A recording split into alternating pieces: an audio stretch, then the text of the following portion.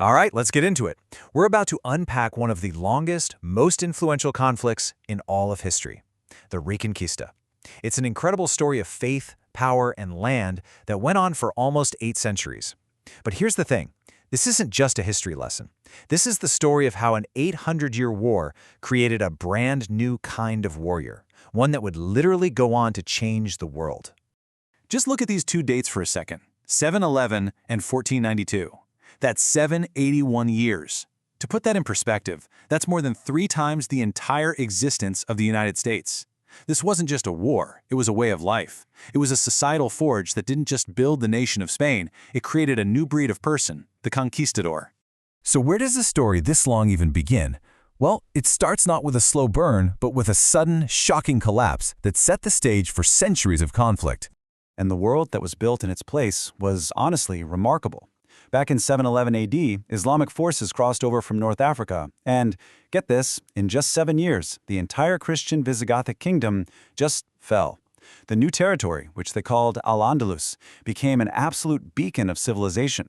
I mean, while the rest of Europe was kind of stuck in the Dark Ages, Al-Andalus was this incredible hub of culture, advanced science, and philosophy. For a long time, it was by far the most advanced society in Europe. But way up in the northern mountains, a tiny spark of resistance survived. In 722, a nobleman named Pelayo led a small group to a minor victory at a place called Covadonga. Now, militarily, it was barely a skirmish, a blip on the radar. But symbolically, oh, it was massive. This little battle became the foundational myth, the origin story for the entire Reconquista, the idea that the fight to reclaim their land had officially begun. But if you're imagining the next few centuries as some kind of straightforward holy war, you gotta scrap that picture. The reality on the ground was way messier, a fractured frontier where loyalties were, let's just say, flexible, and motivations were complicated. The first real opening for the Christian kingdoms up north came when the powerful Umayyad Caliphate just shattered. In its place, you get these things called taifas, basically smaller, competing Islamic kingdoms. They were constantly fighting each other, which created this huge power vacuum that the Christians were, of course, more than happy to take advantage of, pushing south little by little. And nobody, and I mean nobody, illustrates the real nature of this conflict better than this guy, Rodrigo Diaz de Vivar. You probably know him as El Cid. Now, he's Spain's national hero, but he was no simple crusader. El Cid was the ultimate warrior of the frontier, a mercenary who fought for whoever paid him best, whether that was a Christian king or a Muslim emir. His whole career just proves that for a lot of people, this war was less about religion and way more about land, power, and cold, hard cash. For centuries, the Reconquista was this slow, back-and-forth grind. But then, in the early 1200s, everything is about to change. A huge new threat from Africa is going to force the bickering Christian kingdoms to do something they almost never did, actually work together. So you have this group, the Almohads, a new fundamentalist dynasty that sweeps into Spain, and they are powerful. They terrify the Christian kingdoms. So the King of Castile sends out a desperate call for help. And, for once, the rival kings of Aragon and Navarre actually answer. A grand Christian alliance is born. The two massive armies meet in 1212 at the Battle of Las Navas de Tolosa. The result? An absolutely catastrophic, crushing defeat for the Almohads. This wasn't just another battle. This was the one that permanently shattered Islamic military power in Spain. And after that, the dominoes just fell, one after the other. The great cities of Al-Andalus like Córdoba and Seville were captured pretty quickly by the Christians. Within just a few decades, all that was left of 500 years of Islamic rule was one tiny kingdom in the south, Granada. The end was finally in sight. But as that final victory got closer, a new, much darker idea began to take hold. This last chapter wasn't just going to be about conquest. It was going to be about a chilling demand for absolute purity. The final push really came from the ultimate power couple, Isabella of Castile and Ferdinand of Aragon. Their marriage basically created the country we now call Spain. And these Catholic monarchs, they had one major goal: finish the job.